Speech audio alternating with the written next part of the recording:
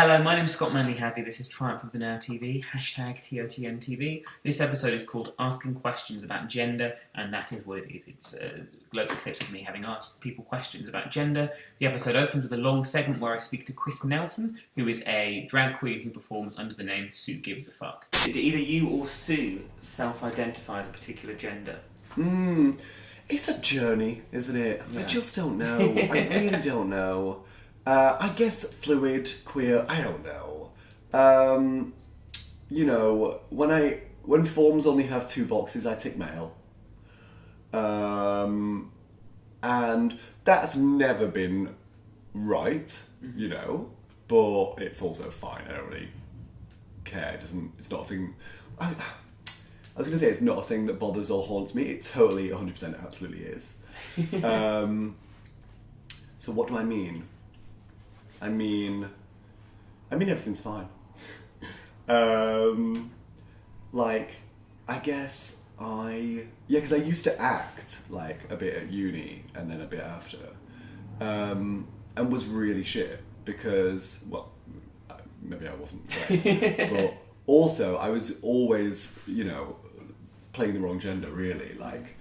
I just wanted to be Lady Macbeth, especially Shakespearean male actors, you have to have a certain scale, certain sort of grand codpiece, that you very much walk codpiece first, and so that always felt weird. So then I stopped performing, and then sort of started exploring gender and stuff like that. Found drag, and that was okay, so this is a way that I can perform. And drag is kind of part, and it is for so many people.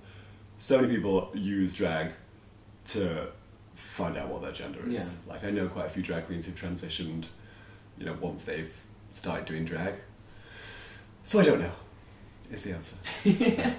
That Soho style of drag that you talk about, whenever I've seen that, I've always been surprised by how sort of small c conservative it feels, and that.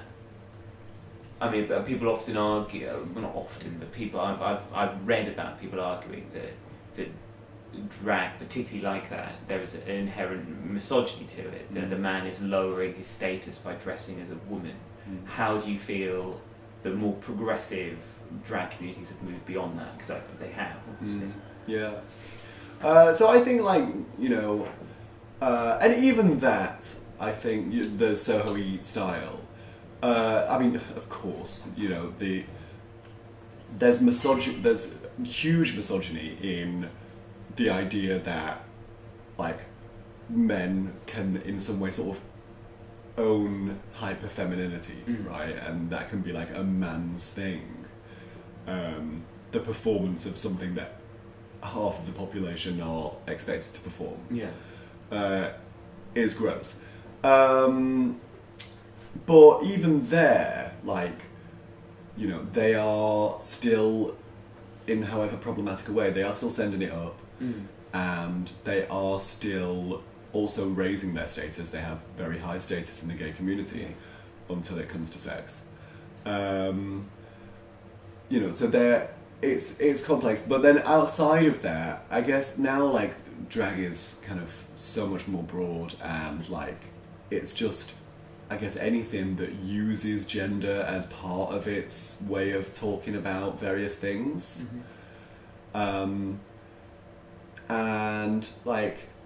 you still get in these sort of more sort of progressive-y drag circles, sometimes you'll still get a man dressed as a tampon, as isn't this funny and shocking and gross? But I guess maybe that's just part and parcel of... I was going to say that's part and parcel of people talking about a difficult thing, and it's to be encouraged even if tampons come out of it.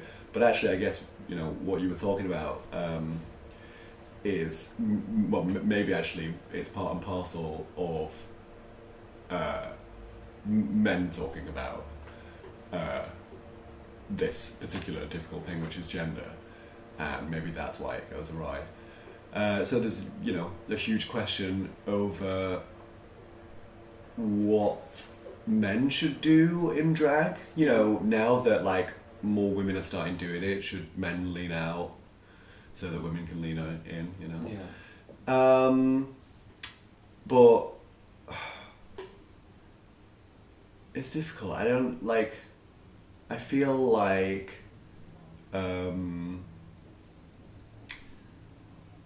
there has it's difficult, isn't it, right? Because there's such misogyny within the sort of standard gay community, but the gay community itself is still, a minority that, has chosen drag queens as their sort of representatives in certain ways, so there's still a value to that. So I think, men can't just, not be allowed to do drag anymore. Yeah. But, I mean, it's interesting with, like, RuPaul's journey with this. I say journey. He's got a long way to go. He's really not been on a journey yet. And it's weird because he comes from, like, the club kid scene in New York, which was, like, super gender fuck and, like, as an outfit, someone would just, like, wear some liver. And yet, in spite of that, he's always had a really, really conservative drag aesthetic. It's always been about men. There was an episode, like, in, like, season 2 or whatever, ages ago, like, 10 years ago or something. No. Yeah, maybe 10 years ago. 8 years ago. Where, like, someone came out as trans, and it was, like, a really, it was, like, a really emotional thing. Like, should she be allowed to perform? And Ru sort of allowed her to stay, and that was like a real concession from Ru. And like, RuPaul has said stuff like, someone tweeted him and said, when are women gonna be on the show? And he said that show already exists. It's Miss World. So there has been, a certain sort of backlash from traditional queens, just sort of not getting it. And I don't know. I mean, there seems to be lots of activists from sort of the generations above our age. There does seem to be this. Germaine Greer keeps getting in trouble for repeating the same things. Yeah. Do you think there is particularly for people who've fought hard for ideas in their youth, there is a real wish to not change those opinions as they get older? I guess. I mean, that's true of everyone, right? Yeah. You get stuck in your ways. Yeah. But yeah, especially, like in Germaine Greer's case, right? She's done a lot for women, as she has always conceived women to be. Yeah. And, now she feels that is threatened. And, like, it is threatened because, now we're saying these people that you have fought really hard for don't actually exist. They're not what you thought they were. And, to her, that looks like erasure. It looks like we're saying, oh no, women don't exist. Don't worry about women's issues. We're all women. We can be women, whatever. And so I think RuPaul would probably like maybe feel a similar thing, that like drag has been a really important part of gay men learning to have, because like, so many gay spaces are drag bars. Yeah. Drag queens become a focal point of all of the kind of normativity and the rejection of that gay men have to go through to sort of, learn to sort of accept themselves. And I guess drag queens actually in gay spaces, and that role like in gay spaces, they are, a bit of like a fuck you to, conventional gender, and sometimes that fuck you can be a fuck you to women a little bit as well. Like, they're saying, these are the people who are like us and who accept us, and the people who and like, so you're attracted to the straight man, you find acceptance from the gay man, women, nothing. And so maybe Rue like wouldn't really get why women want to be involved in something that has been about gay men finding acceptance. But then I don't know how much gender theory Rue has read. Probably not loads.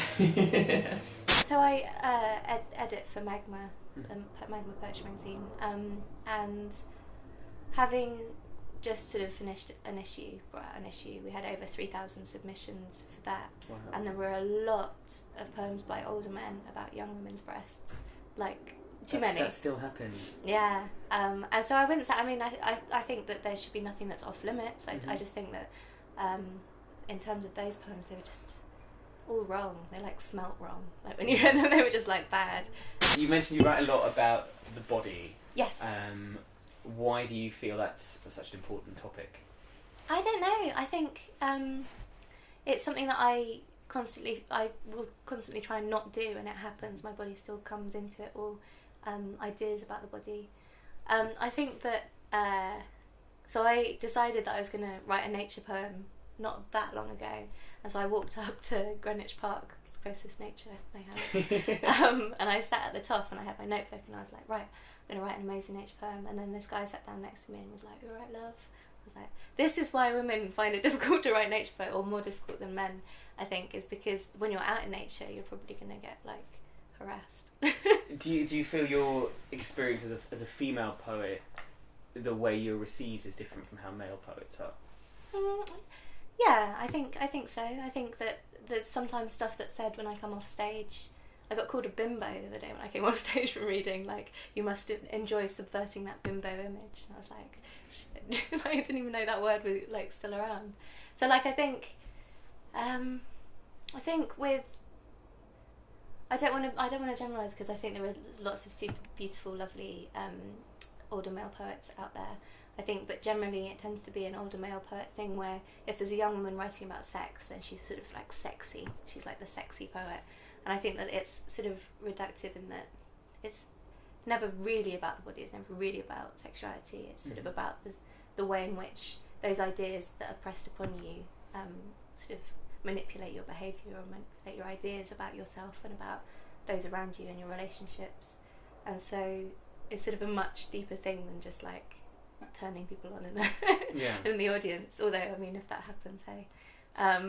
But yeah, I think people do perceive female poets as being like, if you're strong, then you're like a militant feminist, or like, I think people do put those labels on you.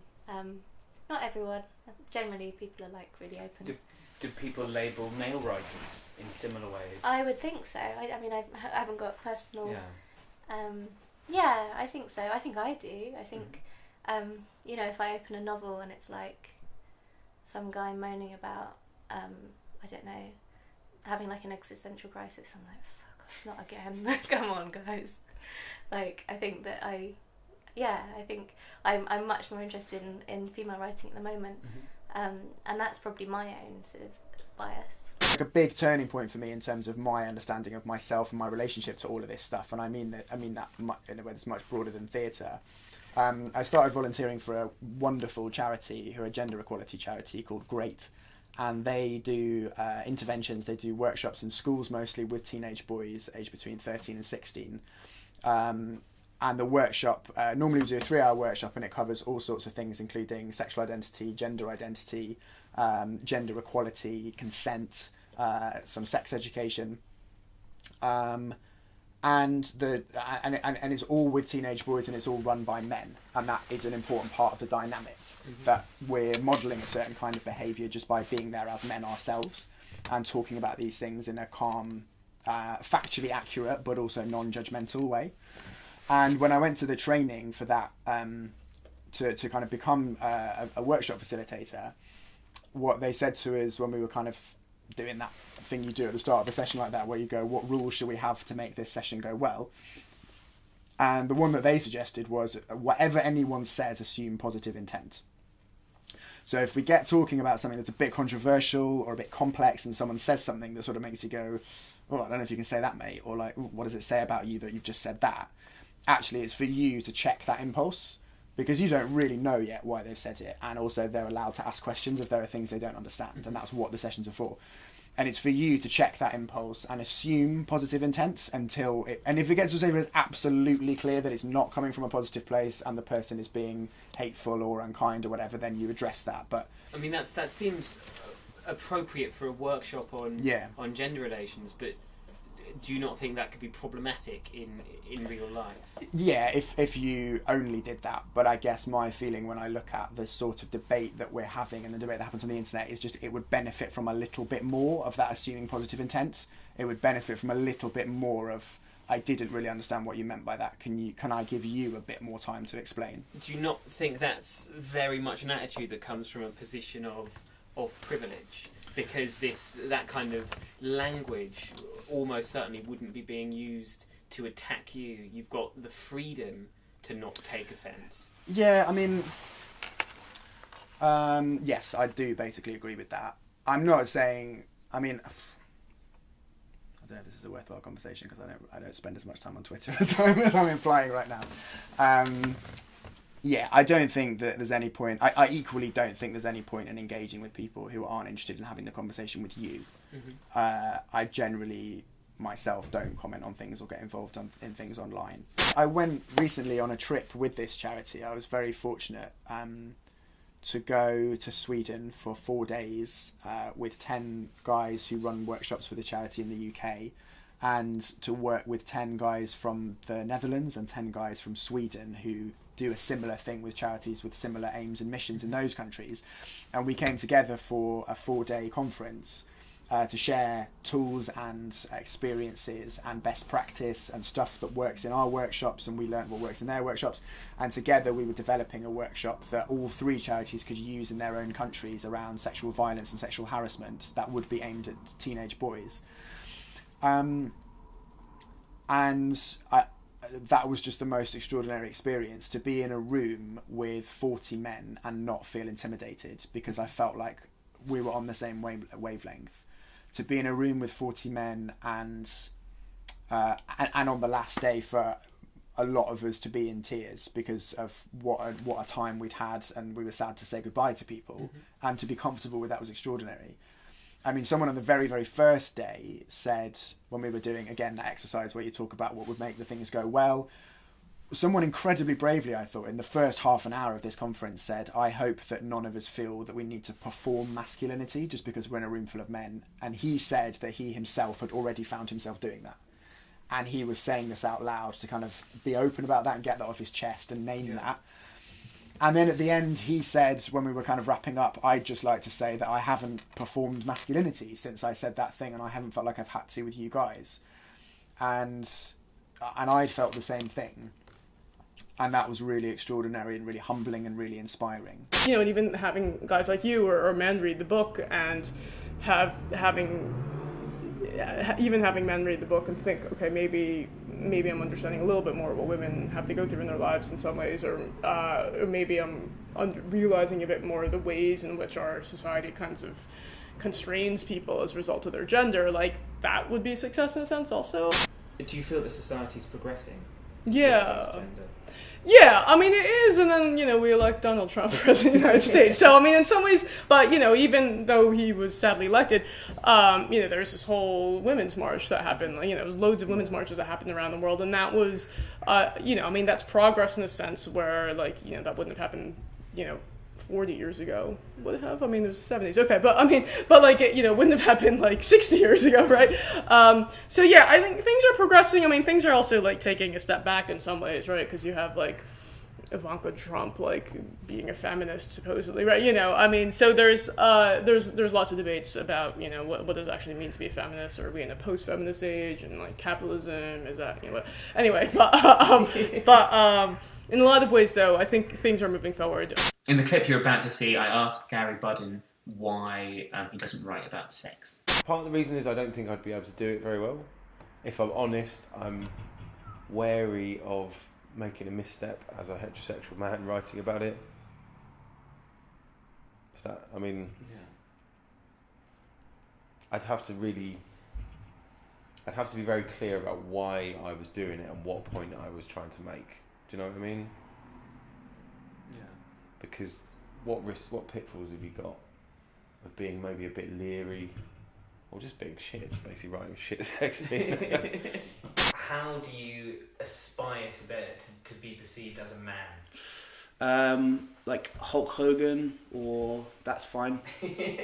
No, I mean that has to change loads as well. I think sometimes I know that I can be. It's very easy for me to rest on my own identity and not and be and allow myself to just think that I'm a particularly masculine person if we imagine a scale, that I'm right towards that end and that's it, and no one should be allowed to take that off me. But I think when you just like everyone, you have to, regardless of how you feel that you naturally are, you do need to have a closer look at that all the time and keep an eye on it, because it's a more expensive thing than people realise. And I think because you grow up with an idea of you need to find yourself and all that sort of thing, when you get to like 19, 20, 21, and if you're kind of okay with yourself, it's very easy to just rest on that for the rest of your life and you know, and always believe things about yourself which aren't true. So I think it's just important to, as you get older and smarter and, you know, hopefully a little bit wiser, you're able to look at yourself as much as other things. I think masculinity has received more attention, more criticism lately, and I think it's good that we have to be more aware of what we say and who we are in public, in social media, things we write, and I think it's okay. I'm happy for that to happen, because it's basically trying to work against what was perceived as a right. You're a man and you can say whatever you want, and women come to cook only, so I think there are many things you cannot say so do, and I think it's great.